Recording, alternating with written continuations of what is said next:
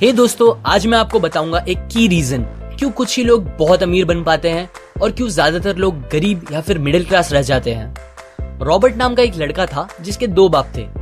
अब आप कुछ गलत मत समझिए, पहला उसका खुद का था पर दूसरा उसके दोस्त का बाप था जिसे वो अपना मुंह बोला बाप मानता था। पहले वाले ने पीएचडी की थी पर दूसरे ने कभी 8th भी पास नहीं की थी।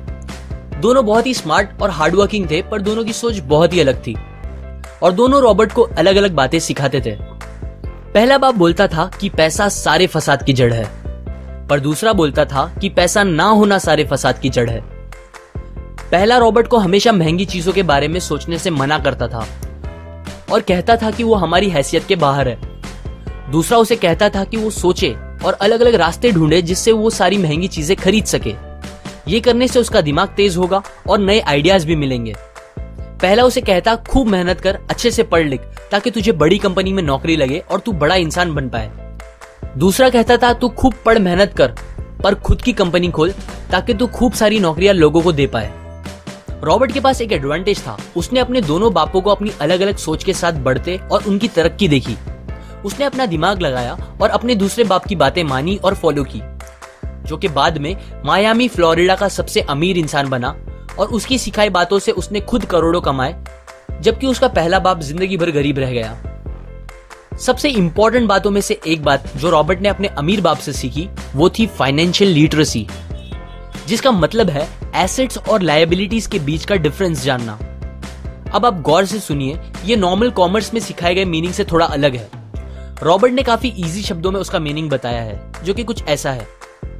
एसेट्स कोई भी वो चीज होती है जो आपको पैसे बना के दे या फिर आपके जेब में पैसे डाले, और लायबिलिटीज वो चीजें होती है जो आपके जेब से पैसे ले ले या आपके पैसे खत्म करे। अमीर लोग इसीलिए अमीर होते हैं बिकॉज वो अपने एसेट्स बनाते हैं, जबकि मिडिल क्लास लोग बस लायबिलिटीज पे खर्च करते हैं। मिसाल के तौर पर रमेश और सुरेश नाम के दो दोस्त थे। दोनों सेम पोजीशन और सेम सैलरी पे काम करते थे। जब भी उन्हें सैलरी मिलती, रमेश अपनी सैलरी से नए कपड़े, नए गैजेट्स, नया फोन, बाइक या कार ऐसी चीजें खरीदता था जो उसे अमीर जैसा फील कराती थी।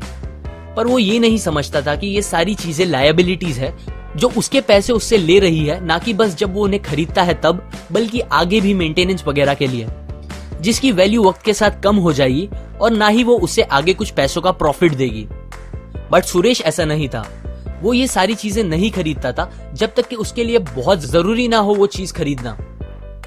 वो पैसे जमा करता था और एसेट्स पे खर्च करता था, जैसे कि स्टॉक्स, बॉन्ड्स, रियल एस्टेट, अपनी खुद की स्किल्स बढ़ाने के लिए या कुछ सीखने के लिए जो उसे आगे और पैसे बना के दे।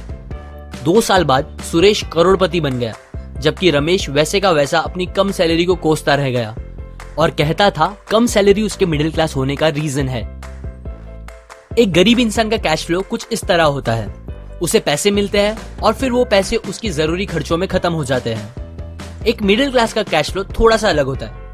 उसे पैसे मिलते हैं, वो पैसे जरूरी खर्चों और लायबिलिटीज में खत्म कर देता है। इसीलिए मिडिल क्लास और गरीब में ज्यादा फर्क नहीं है। मोस्टली मिडिल क्लास लोगों को लगता है उनका घर उनका एसेट है, पर ऐसा नहीं है। आपका घर आपको पैसे बना के नहीं देता अनलेस आप उसको भाड़े पे दो। जबकि अमीर लोगों का कैश फ्लो ऐसा होता है, उन्हें पैसे मिलते हैं, वो उस पैसों से अपने एसेट्स बनाते हैं पहले और फिर उससे बने पैसों से खर्चा करते हैं। इसीलिए वो अमीर होते जाते हैं क्योंकि उनके इनकम के सोर्स बढ़ते जाते हैं।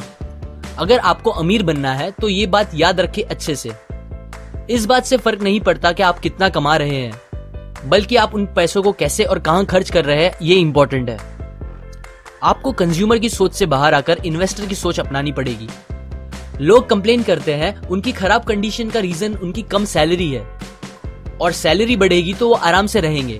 पर प्रॉब्लम ये है कि इनकम बढ़ने के बाद लोगों के खर्चे ज्यादा बढ़ जाते हैं, क्योंकि ज्यादा पैसे ज्यादा अच्छी चीजें खरीदने पे मजबूर करता है, जैसे कि एक बेहतर फोन, कार, घर, जो कि सब फिर से बस लायबिलिटीज है जो आपको कभी अमीर बनने नहीं देगी।